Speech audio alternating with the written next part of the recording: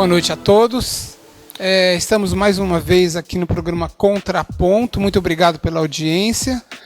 Estamos retomando o programa depois de um bom tempo aí interrompidos. Tivemos uma primeira aparição aqui na semana passada, falando sobre a questão da guerra da Ucrânia.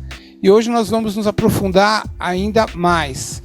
E temos a honra, uma tremenda honra, contar com a presença do professor Marcos Cordeiro Pires, ele que é professor de Relações Internacionais da Unesp de Marília. O professor ele tem falado diversas vezes sobre esse tema para a mídia nacional, inclusive esteve na Globo News já 4 vezes, né, Marcos? E então para nós é uma honra ter, na verdade é um patrimônio muito grande, né, para nós em Marília termos, né, a Unesp aqui e termos uma faculdade de Relações Internacionais tão reconhecida, com professores nominalmente presentes na mídia e no cenário nacional, como o professor Marcos. Né? Nós vamos falar um pouquinho, então, muito bem-vindo, né, Marcos? Muito bom ter aqui você com a gente. Luiz, muito obrigado pelo convite, é um prazer muito grande estar aqui no Contraponto e eu espero contribuir com algumas ideias ou com alguns contrapontos, né? Verdade. Acerca de um debate tão polêmico. Um debate polêmico e complexo, né? Então, semana passada, nós fizemos um pequeno recorrido, né, sobre a trajetória da construção histórica da Rússia e da Ucrânia. Nós falamos bastante sobre a formação da Rússia a partir justamente das estepes, né, dos rios, ali ao longo dos rios que cruzam o que é hoje o território da Ucrânia. Nós falamos sobre a formação do povo russo a partir dessas migrações, né, do sul e principalmente do norte, né, da Escandinávia, junto com os povos eslavos ali presentes, e a construção do Rus de Kiev como base histórica do que é hoje Ucrânia e Rússia. E como é difícil muitas vezes diferenciar a identidade cultural desses dois países, falamos sobre a formação da grande comunidade da grande confederação Polônia-Lituânia, né, dos quais o território que é hoje a Ucrânia ficou por 450 anos. Falamos sobre grande parte, né, da história desse lugar, uma história riquíssima, muito bela.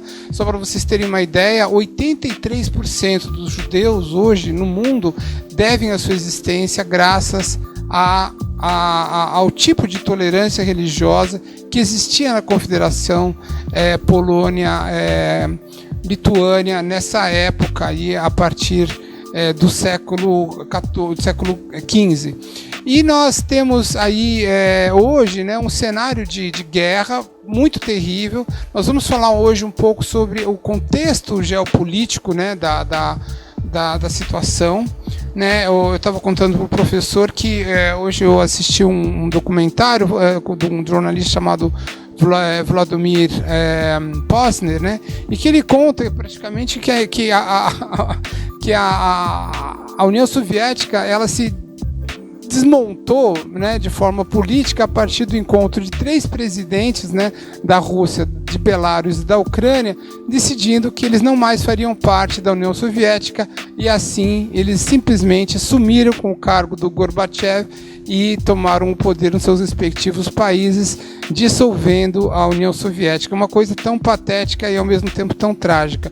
O jornalista também nos conta das tentativas, né, da Rússia, primeiro de deter a expansão da OTAN, e segundo de fazer parte da própria OTAN. O Putin tentou em 2001, assim que ele assumiu o poder, né, ele tentou fazer parte da OTAN e tentou fazer parte da União Europeia, foi rechaçado as 2 vezes, e o jornalista ainda conta que existiam duas posições possíveis, né, depois da dissolução da União Soviética. Uma delas seria adotar um tipo de plano Marshall, né, de recuperação né, da economia da União Soviética, de investimentos e tudo mais. A outra seria tratar esse território todo como um país inimigo. Foi feita a opção pela Entente, né? Foi feita uma opção de justamente contraposição à Rússia, né? Diziam que a Rússia era grande demais para ser integrada à OTAN ou à comunidade europeia. Então, houve uma postura, né, bastante complexa, né, da parte dos Estados Unidos nessa época, né, liderada por Paul Wolfowitz, que era de defender a hegemonia americana, né, a todo custo, em detrimento de possíveis alianças, vamos dizer, com esses territórios que já não faziam parte mais da União Soviética.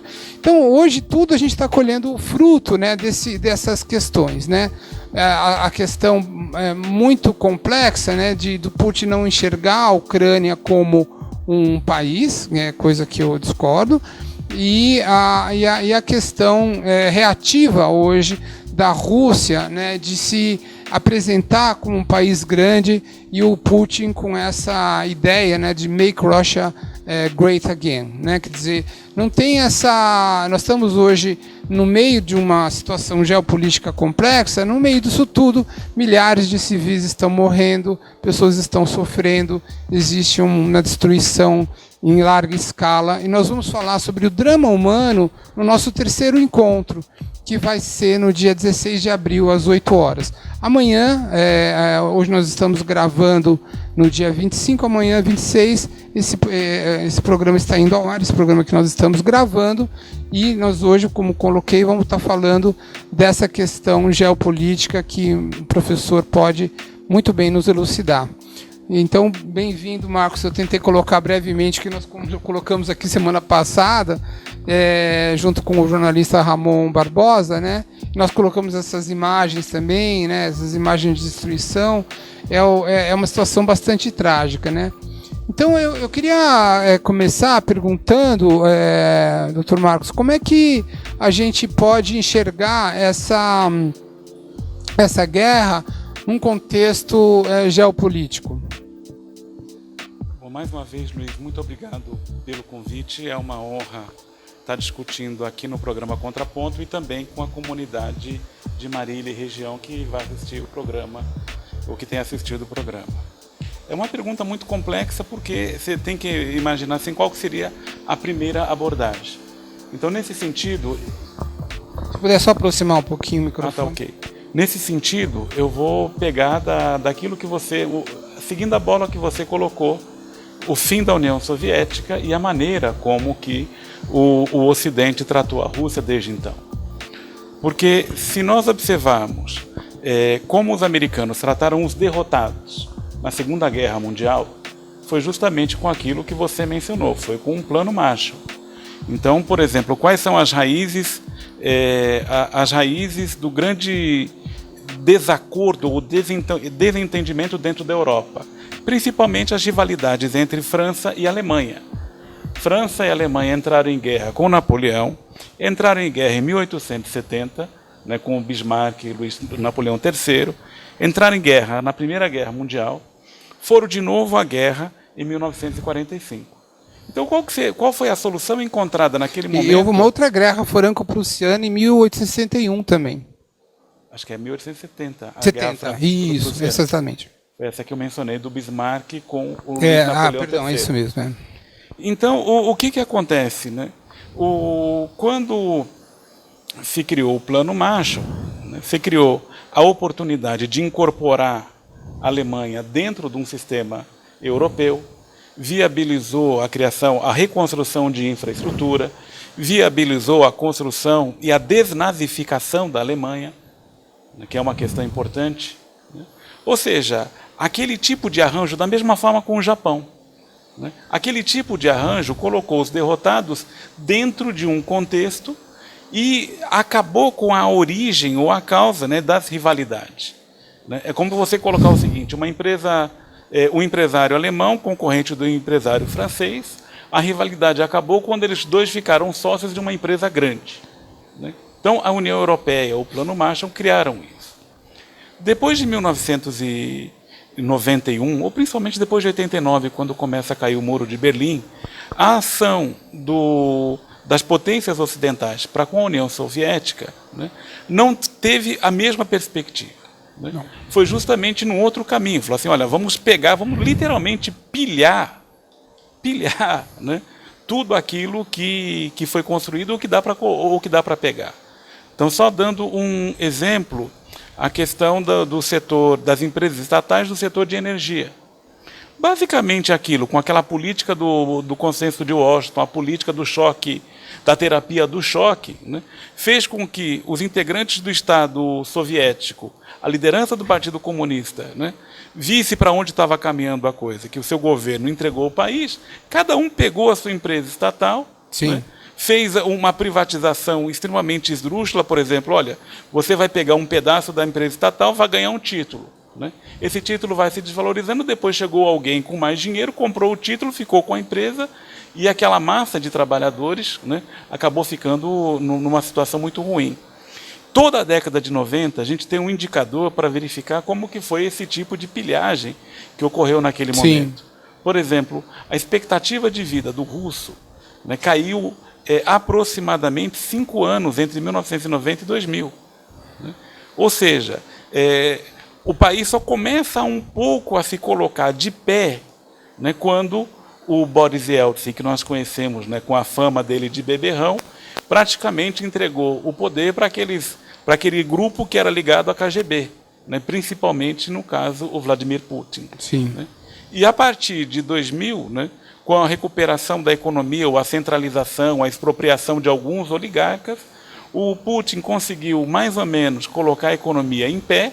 E com a valorização das commodities também. A valorização das commodities nesse período, principalmente do dólar. Né? Então, a gente está lembrando, o barril do petróleo está alto hoje, mas em 2008 ele chegou próximo a $150. Né? Sim. Então, nesse contexto, ele vai se reorganizando e todo aquele ressentimento, né? Principalmente o ressentimento de não ser aceito no clube, como você falou, ou no Conselho Europeu de Segurança, ou na OTAN, ou na própria União Soviética. Porque, dentre outras coisas, não interessaria para um país como os Estados Unidos ter uma União Europeia mais forte do que os Estados Unidos. Então, esse é um ponto. Né? E aí, nesse momento, é que vai tentar, né, reconstruir a glória russa, reconstruir o exército, né, vai reconstruir as Forças Armadas, e aí buscar um lugar ao sol, né, digamos assim, ou aquilo que é o Império Russo, nem a União Soviética, o Império Russo, julga ter por direito. Né? E aí o país volta a ter um protagonismo e com um ressentimento vai cobrar a conta. Né? Então, talvez a gente pode começar por aí. Olha, eu achei muito interessante você usar essa expressão Império Russo, né? Porque a visão que o Putin tem é a visão de império, né? O que eu entendo é que o ressentimento que ele tem é o ressentimento da dissolução da União Soviética, né? É o ressentimento que ele tem de ver um projeto demolido, né? Eu lembrei aqui semana passada que o Putin ele era um funcionário da KGB numa posição bastante obscura em Dresden, né? Quando caiu o Muro de Berlim. E aquilo tudo foi um choque para ele, porque ele tinha um sonho, né, desde criança, de ser um funcionário do aparato soviético que, em tese, serviria aos propósitos, enfim, grandiosos, né, que estava destinado. Então, para ele, esse choque, né, da dissolução da União Soviética foi um choque bastante visceral. Quando ele começa a assumir, né, essas posições de poder, né, eu tenho a impressão, acho que o professor vai dizer melhor que eu, que ele se viu imbuído da tarefa de reconstruir, né, a Rússia e reconstruir também esse aspecto de grandeza. Né? O Putin, né, mais de uma vez, ele falou que o fim da União Soviética foi a maior tragédia geopolítica do século XX. Que da forma como caiu aquilo ali era inimaginável. Tanto é que eu desafio alguém a apresentar, em janeiro de 1989, né, algum estudo que indicaria que o Muro de Berlim iria cair em outubro, novembro daquele ano. Porque não tem. Né? É uma coisa completamente inesperada a forma, né, como o Gorbachev lidou, principalmente o interesse geopolítico, né, da União Soviética naquele momento. Com relação ao próprio Putin, né, aquilo que eu havia comentado, e você também, no momento em que recupera o poder econômico, no momento em que consegue reorganizar o Estado russo, no momento em que ele consegue criar uma certa unidade num país que estava extremamente fragilizado e fracionado, né, aí começa de novo, paulatinamente, a tentar, né, garantir aquilo que o próprio espaço, o governo russo chamaria de espaço vital. Né? Porque se nós pensarmos também no começo dos anos 2000, foi justamente quando ocorreu a tentativa de destabilização na região da Federação da Rússia, de duas regiões, a Chechênia e o Daguestão. Por outro lado, também tinha, naquele mesmo contexto do 11 de setembro, uma insurgência islâmica muito ativa que colocava bombas dentro do metrô de Moscou. Então é um contexto extremamente complexo, né, e que vai desaguar na situação atual. Né, porque a paz que os americanos entregaram para a União Soviética ou para os russos foi aquilo que o Keynes, em 1919, num livro chamado Consequências Econômicas da Paz, chamou de paz cartaginesa. Né? Basicamente o seguinte, é de você liquidar tudo e jogar sal em cima para não aparecer mais nada. Né? E naquele momento, a OTAN, ela não só não admitiu a presença da Rússia por ser muito grande, mas por outro lado começou a amealhar, né? Amealhar todas aquelas ex-repúblicas que faziam parte do bloco soviético, como a Hungria, Polônia, República Tcheca, Eslovênia, Bulgária, Romênia. A partir de 97, né? A partir de 97. E aí incorpora, né, também 3 ex-repúblicas soviéticas. No caso da Lituânia, Estônia e Letônia. E a coisa complica muito em 2008, que teve a primeira guerra, né, que foi uma guerra relâmpago muito grande com relação à Geórgia, né, já que o governo da Geórgia também queria aderir à OTAN, e naquele momento os russos já trataram de agredir de maneira muito violenta o governo de Tbilisi, a capital da Geórgia. Sim. Que é terra do Stalin, né? Inclusive.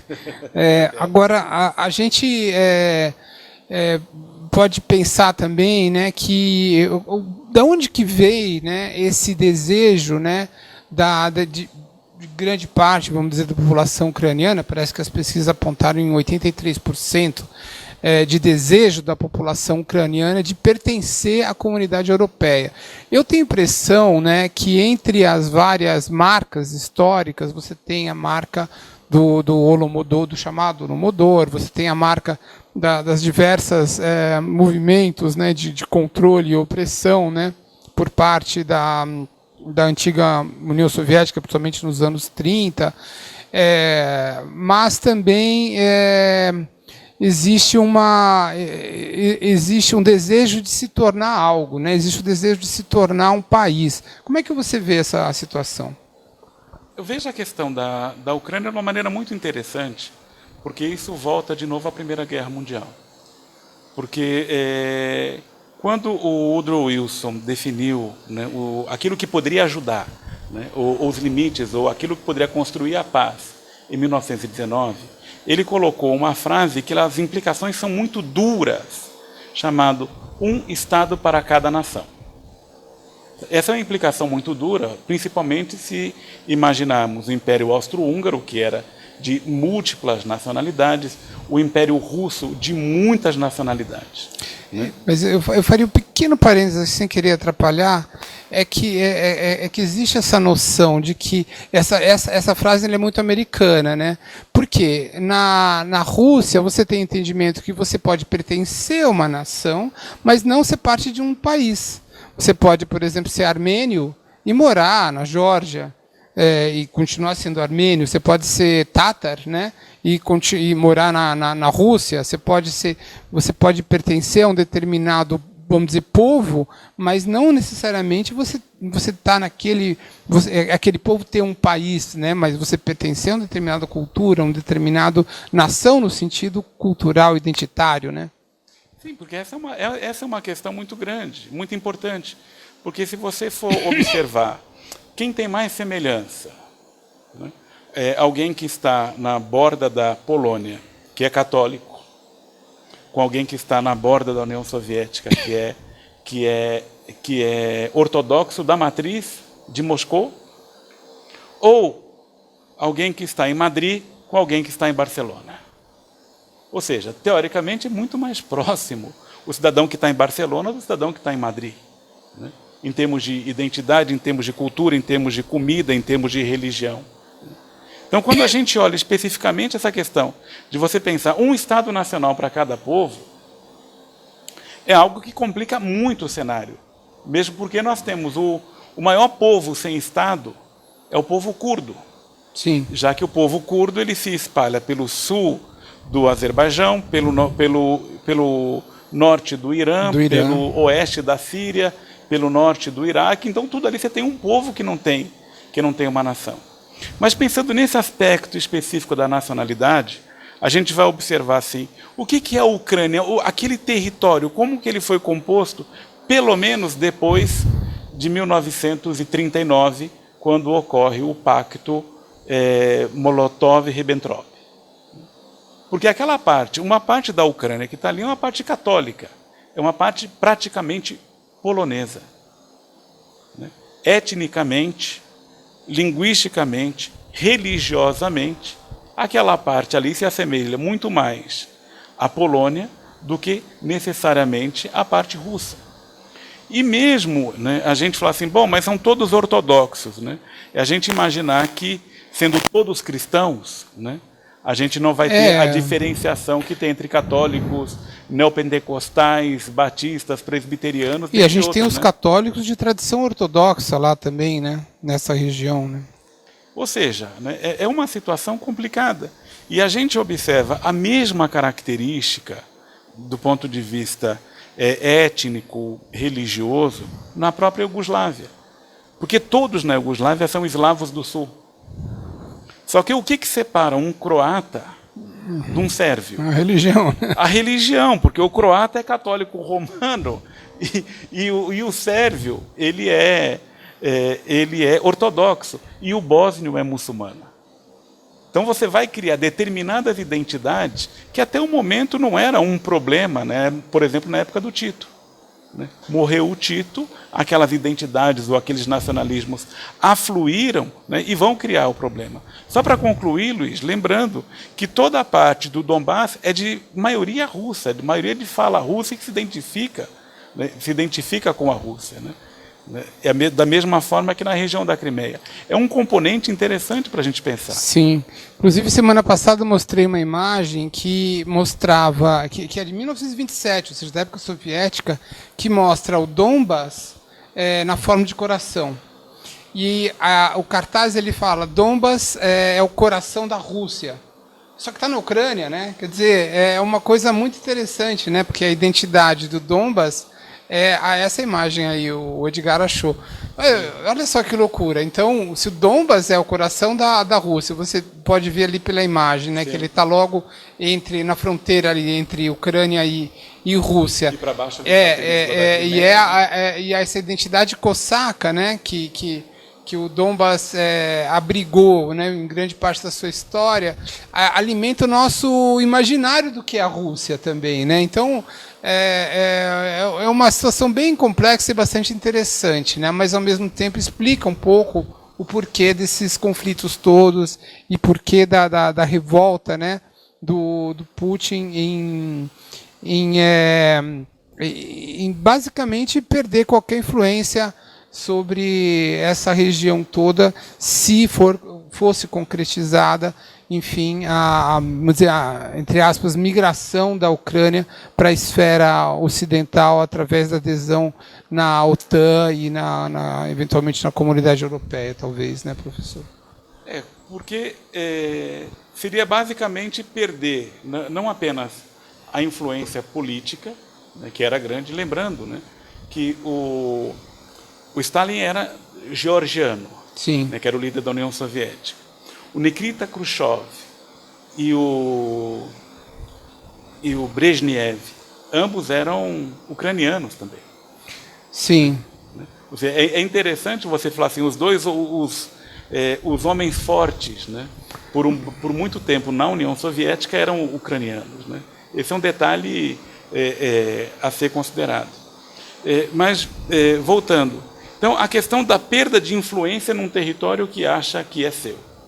Num outro momento, a questão da geopolítica, porque uma questão importante que a gente tem que colocar, né, nessa equação é o que implica você ter um país da OTAN na fronteira com a Rússia, distante, cuja fronteira é distante mais ou menos 400 ou 500 quilômetros de Moscou. É muitíssimo similar, né, do ponto de vista geopolítico, à crise dos mísseis em 1962. Porque naquele momento a União Soviética queria colocar mísseis em Cuba. Qual a distância de Miami para Cuba? 100 quilômetros. Ou seja, os americanos falaram o seguinte, não. Né? E aí colocaram, não, nós vamos usar armamento nuclear se vocês, né, levarem esses mísseis para Cuba.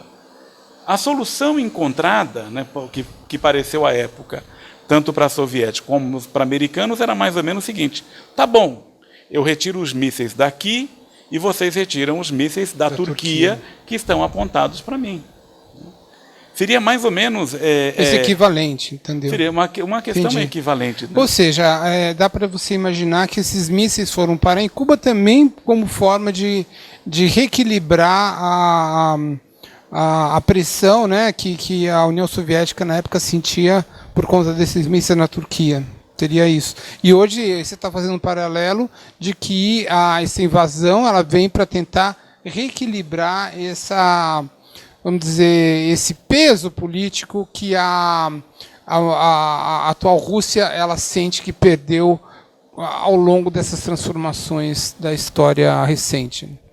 Seria isso? Sim, eu acho que é uma linha de raciocínio que a gente não pode menosprezar quando faz uma análise como essa. Perfeito. Porque da mesma forma, né, você fala assim, bom, a Rússia é grande. A Rússia ela vai do Mar Báltico até o Oceano Pacífico. E se observarmos, recentemente, se não me engano, em 2013, né, os americanos colocaram na Coreia do Sul uma bateria, né, antimíssil que supostamente era para proteger a Coreia do Sul com relação a mísseis da Coreia do Norte. Mas aquela bateria antimísseis colocada pelos americanos na Coreia do Sul, ela pode proteger de tudo, de soviéticos ou de russos, de chineses, mas não pode proteger contra mísseis lançados da própria Coreia do Norte. Então, se observar, ali existe uma pressão. Nós poderíamos colocar um elemento a mais, né, já que a gente, quando você faz uma análise internacional, você tem diversos elementos. Vou dar um, né, e aí é uma coisa que é cara para você. O aquecimento global e o derretimento do Ártico. Qual que vai ser a importância em 10, 15, 20 anos de um Ártico derretido? Do Ártico como um caminho, né, que, por exemplo, se sair um navio de um porto chinês, vai chegar na Europa pela metade do tempo do que passando pelo Ártico, do que passando, inclusive, por Suez. Quer dizer, é um elemento, né, é um elemento climático, mas que coloca, né, a pauta geopolítica, inclusive nisso, né, de acuar os russos nesse contexto. Interessante. A gente nunca pode menosprezar, né, esses fatores externos, né? Agora, hoje, qual que você entende que é a razão pela qual, neste momento, nesse exato momento, o Putin resolveu fazer essa guerra? Que vamos colocar a palavra certa, é uma guerra, né? Não, é uma guerra. Apesar dele querer chamar de operação especial militar especial. Não rola, né? Deixa eu fazer uma piada, né? O Zé Simão, né, ele brincava, né? Quando você pegava alguma palavra sofisticada ou algum neologismo, era tucanô, né?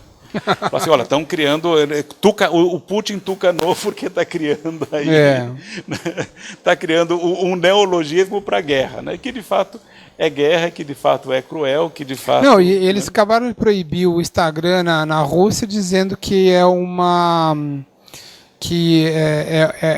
mídia terrorista, né? Então, é complicado, né?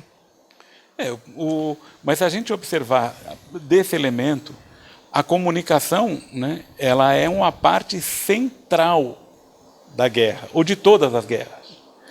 Mas agora, com as tecnologias de informação e comunicação, essa arma fica muito mais potente. Né? Pois é, e como o Clausewitz acho que colocou, a primeira vítima da guerra é a verdade. Né? Não, com certeza.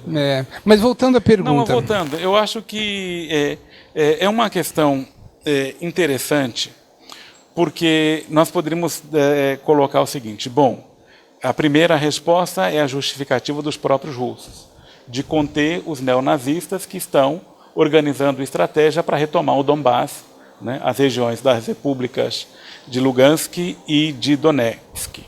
Então, esse é um primeiro argumento que se poderia colocar. Um segundo argumento, né, o Putin ele está considerando uma situação geopolítica em que, principalmente, os Estados Unidos estão muito mais preocupados com a ascensão da China, né, do que propriamente com a questão da Rússia. Poderia ser uma outra questão. Uma terceira questão se poderia levantar acerca de como os russos, né, enxergam a própria liderança do Joe Biden, né, vista como uma liderança muito mais vacilante, por exemplo, né, do que de governos precedentes. E na ausência também da Merkel, né? Também, né? Porque aí você tem um governo novo de coalizão, né, em que o Partido Social Democrata se juntou pela primeira vez com o Partido Liberal Democrata, né, e com o Partido dos Verdes, os Verdes já tinham se juntado. Né? Mas essa coalizão é uma coalizão muito instável, né? Que se brinca aqui é você juntar jacaré com cobra d'água, né? Que seria a coalizão da bandeira do tráfico, né? A bandeira que é o semáforo, né? Ah, sim. É o vermelho da social-democracia, o amarelo dos liberais-democratas e o verde do partido Os Verdes, né? Então você pode colocar também esse outro elemento, né? E duas questões, e uma questão que eu gostaria também de incorporar como um elemento a ser considerado. As desestabilizações na Belarus, em 2020, e a tentativa de desestabilização do Cazaquistão, agora em janeiro. Porque... Mas tanto o Cazaquistão quanto o Belarus são ditaduras. Não, aí a pergunta é, a Arábia Saudita também é ditadura? Não, mas convenhamos assim, que parte da chamada destabilização foi em vista também de processos e de protestos locais. Né? Correto. Aí você poderia colocar, o protesto local é algo legítimo e não tenho dúvida nenhuma que tem muita gente que não quer ditadura nem no Cazaquistão e nem em Belarus. Agora, a questão que nós temos que observar, também do ponto de vista geopolítico, é de como, a partir dos Estados Unidos principalmente, né, e parte da União Europeia, como se organizam as chamadas revoluções coloridas. Porque essas revoluções coloridas elas têm um modus operandi, né, que particularmente o Brasil, desde 2013, ou pelo menos até 2018, enfrentou parcialmente essas questões. Gostaria de sugerir, né, que as pessoas fizessem uma busca sobre um intelectual norte-americano, já falecido recentemente, chamado Gene Sharp. O Gene Sharp, ele formulou um livro, né, como via pacífica para acabar com a ditadura, se não me engano, e ele formulou 198 táticas de ações não violentas, né, que seriam utilizadas pela sociedade civil também para derrubar ditaduras. Então, ele é o ideólogo desse modelo de movimento chamado Revoluções Coloridas, que foi aplicada na Moldávia, sem sucesso, em 2000 e 2007 foi aplicada na Ucrânia sem sucesso, retomou em 2014, foi tentada em Belarus, foi tentada no Cazaquistão recentemente. Então, esse elemento, né, geopolítico que a gente está falando aqui, né, do poder que você tem de desestabilizar o outro, não necessariamente com guerra. Se você olhar o próprio contexto brasileiro, você vê que foi muito mais barato, né, organizar o processo que levou à deposição da Dilma do que fazer qualquer tipo de aventura para trazer de volta o petróleo, né, o petróleo para a órbita, né, não necessariamente nacional. Sim. Bom, isso aí a gente vai entrar num território bem complexo, né? Porque eu não consigo...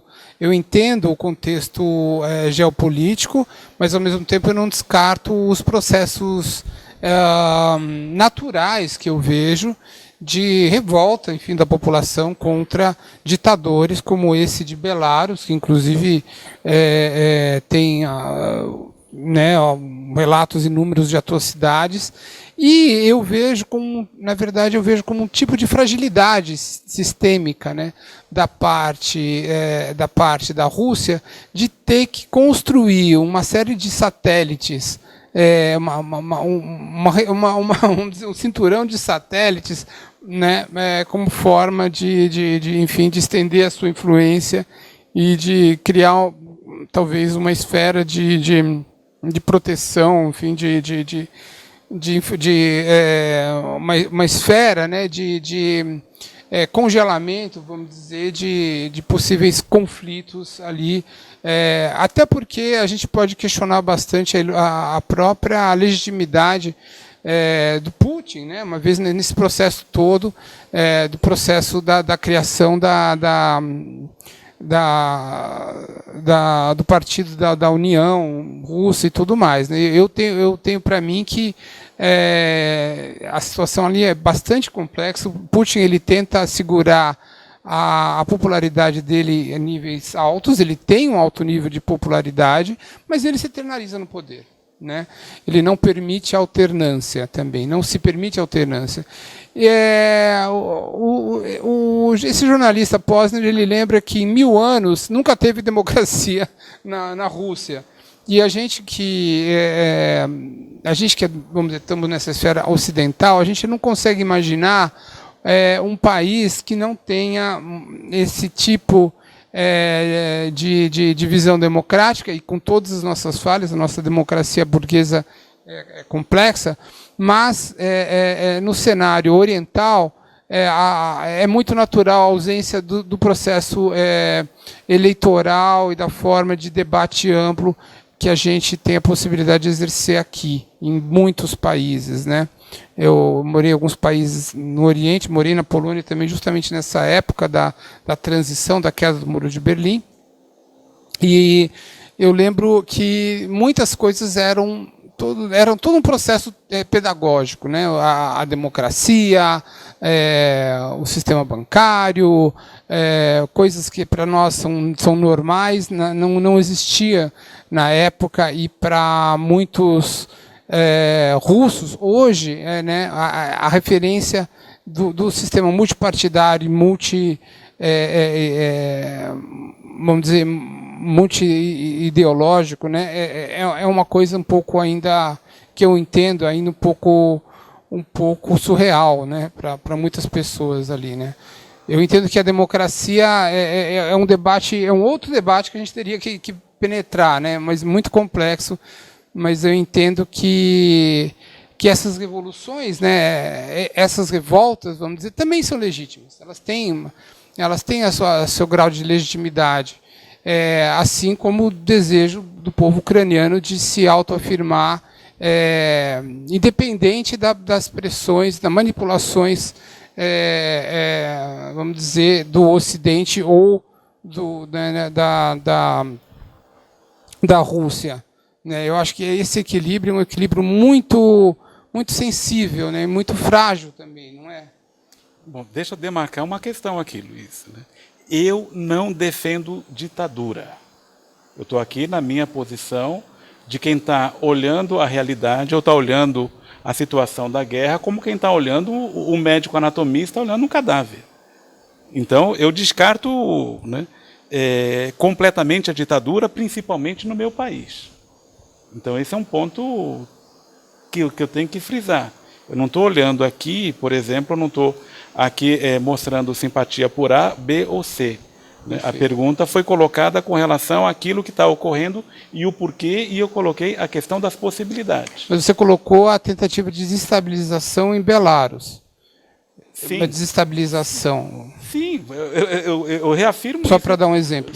Sim, como também no Cazaquistão, ou como também em 2014 na Praça Maidan. Né? Porque seria uma coisa impossível, também olhando do ponto de vista político, de você olhar a embaixadora norte-americana distribuindo pães para as pessoas que estavam na praça. Né? Ou seja, eu estou olhando, não estou vendo. Né? E aí, só voltando para a questão, né? Eu reafirmo a importância da democracia. Né? Do nosso ponto de vista, eu reafirmo a importância de você garantir sistemas eleitorais competitivos e transparentes. Né? Agora, disso aí não impede, por exemplo, de observar aquilo que de fato ocorre. Né? Tem uma questão que a gente poderia olhar justamente a própria composição, né, da característica da sociedade. Tem um autor que é muito vilipendiado hoje, chamado Antônio Gramsci. O Gramsci ele fez uma reflexão sobre a característica do Estado ocidental frente à característica do Estado oriental. O Estado ocidental, principalmente depois da Revolução Francesa, ele vai construindo uma série de instituições da sociedade civil, instituições essas que são tão, ou até mesmo mais importantes do que o controle do palácio, do que o controle do governo. Perfeito. Então, por exemplo, é de você imaginar assim, olha, né, um presidente da República não pode fazer o que ele quer, não pode adotar a política que ele quer, né, porque você tem interesses na sociedade que também são legítimos numa sociedade democrática, que acabam influenciando diversos caminhos. A imprensa influencia, o judiciário influencia, o parlamento influencia, os sindicatos, a Federação das Indústrias, né? o movimento ambientalista. Então você tem instituições que se contrapõem, por exemplo, a um poder centralizado do Estado, isso numa sociedade de tipo ocidental. Numa sociedade de tipo oriental, a experiência da Revolução Francesa não ocorreu. E eu digo isso no Japão, né, por mais que tenha um regime de competição eleitoral, na própria Coreia, na China, na Índia e principalmente na Rússia. Porque aí entra uma questão, aonde que está o poder no Estado oriental? Está no palácio. O poder se encontra ali. Né? É a partir do poder, é a partir do controle do poder central que um governante ele tem o controle sobre todo o território e sobre toda a população. E não se criaram instituições de sociedade civil, né, atuantes, independentes, né, um sistema de competição eleitoral que influenciasse ou que modificasse esse tipo de lógica. Né? A Rússia não teve democracia, a China nunca conheceu, né, a democracia liberal. O Japão ele tem uma democracia imposta porque o Japão é um estado ocupado militarmente pelos americanos. E a gente vai observando a própria Índia. Né? A Índia é um estado democrático que a vida da pessoa não é determinada, né, não é determinada pela cidadania ou pelo RG, é determinado pelo DNA. Né? Se o cidadão nasce determinada casta, ele pode ficar rico, mas ele continua naquela casta e sofrendo todos os preconceitos relacionados a essa casta. Então essa é uma diferenciação interessante para a gente observar. Sim. Como que funcionam esses estados. Perfeito. Então a última conclusão é de você olhar a forma da organização na Polônia e na Hungria, que tem tradições similares, né, e que tem governos que esmagam a sociedade civil, né, e que são extremamente autoritários e que têm um respaldo popular muito grande. Perfeito. Muito bem colocado. Concordo 100%. Eu lembro de uma vez que eu estava conversando com um motorista de táxi em Varanasi e eu perguntei para ele sobre o sistema de castas, né? Eu tive em algumas ocasiões no país, mas ele respondeu de maneira muito simples. A gente não liga para isso, a gente só presta atenção na hora de votar e na hora de casar. Ou seja, a vida toda, né? Tudo que define uma vida, como você colocou, né? E eu entendo isso e realmente é uma coisa muito, muito complexa, né? E para nós brasileiros que estamos dentro desse contexto da democracia liberal. Eu entendo também que a gente está num impasse muito, muito grande e tem muita gente que está no momento terrível das suas vidas, né? Como que você vê o final desse capítulo dessa guerra agora? Como você acha que é possível construir um consenso que dê término a esse conflito? Uma questão importante na guerra é que ela não é travada exclusivamente nas estepes ucranianas. Sim. No momento em que foram organizadas diversas sanções contra a Rússia, o palco da solução sai do campo de batalha e vai para algum gabinete. Ou seja, seria o primeiro cenário, né, uma derrota total da Rússia. Eu acho completamente improvável. Por conta da disparidade militar, por conta do arsenal nuclear russo e por conta de que a OTAN, se entrar no território ucraniano, ela está fazendo uma guerra mundial que vai acabar com a humanidade. É interessante notar, Luiz, que a gente perdeu essa perspectiva, né, do holocausto nuclear. A partir de... eu, desde pequenininho, né, eu nasci em 66, então quando comecei a me dar por gente, lá para 73, 74, né, a questão da preocupação do mundo acabar com a guerra nuclear era muito grande. Até o começo da guerra não se falava nisso. E hoje essa possibilidade, né, ela volta a estar na mesa, né, porque o arsenal norte-americano, russo, francês, inglês, israelense, chinês, paquistanês, indiano, né, está inteirinho ali. Então essa possibilidade de imaginar a Rússia derrotada, né, militarmente, eu imagino que essa possibilidade é descartada. Então, excluindo essa possibilidade, né, eu imagino que a Rússia ela avança, ocupa o Donbass, né, garante ali a independência das duas repúblicas artificiais criadas, né, pelos russos, né, e organiza a cisão da Ucrânia. A cisão da Ucrânia. Então você vai pegar a Crimeia, Donetsk e Lugansk, né, ficam apartado da Ucrânia. Então essa é a hipótese. Porém isso não é resolvido exclusivamente entre russos e ucranianos, porque as sanções colocam a União Europeia e os Estados Unidos, né, como também membros da mesa de negociações para encontrar uma saída. Porque não vai ter, por mais que a Ucrânia ela abra mão, né, do seu território, da sua integridade, as sanções, né, não são determinadas pela Ucrânia. Então, por exemplo, como que vai recolocar a Rússia no sistema financeiro SWIFT? Como que vai diminuir as sanções relacionadas à compra ou venda de petróleo e gás russo? Como que vai liberar, né, a atuação de empresas multinacionais dentro do território russo? Isso aí é uma mesa de negociação à parte, né? E que, olhando por onde estão se mexendo as coisas hoje, né, a gente não vê nenhuma solução. Não que não haja alguém sentando em alguma mesa buscando uma solução. Mas, por exemplo, para nós que estamos distantes, é algo que a gente ainda não está vendo ou ainda não foi sinalizado esse tipo de movimento. Perfeito. Alguém colocou, inclusive, que a própria Áustria, né, ela tem uma cláusula na sua Constituição que proíbe a sua adesão à OTAN. Ou seja, que isso também não é uma novidade, vamos dizer, no cenário geopolítico europeu.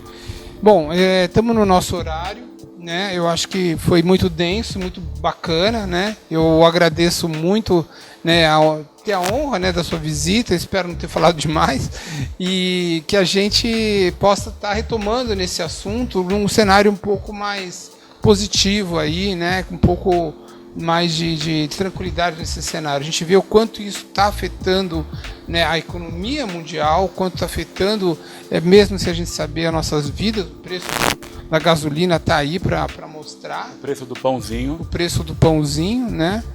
E eu gostaria de partir para as suas considerações finais. Bom, eu comparto com, né, o seu desejo, com o seu sentimento de que a gente volte aqui numa questão de paz, porque é muito duro você ver a população civil servindo de bucha de canhão. Não só na Ucrânia.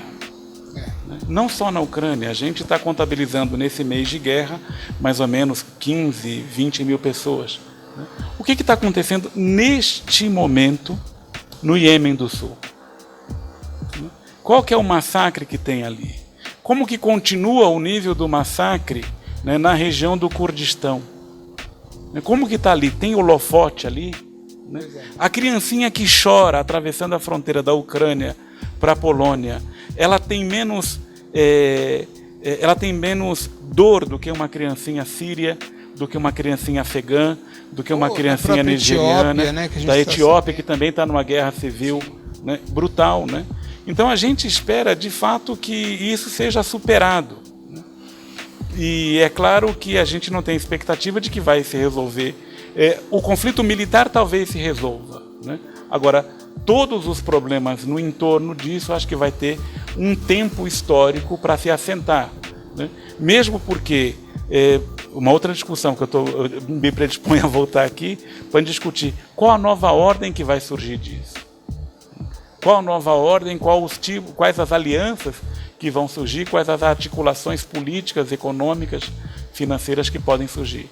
Porque do mesmo instante que todo mundo, né, que pelo menos tinha algum entendimento, sabia onde que a pessoa estava no dia 11 de setembro de 2001 e sabe o tanto que o mundo mudou depois daquilo, nós estamos vivendo um momento histórico bastante interessante e a palavra feia é disruptivo.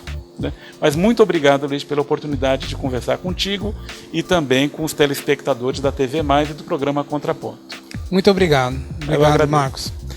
É isso aí, gente. Eu acho que o professor colocou muito bem. Estamos vivendo um momento histórico. A gente ainda não tem dimensão, né, desse momento, né, na dimensão ampla, né, desse processo. Vamos ver o que surge. Estamos aí. Muito bem-vindos ao programa e esperamos ver vocês em breve.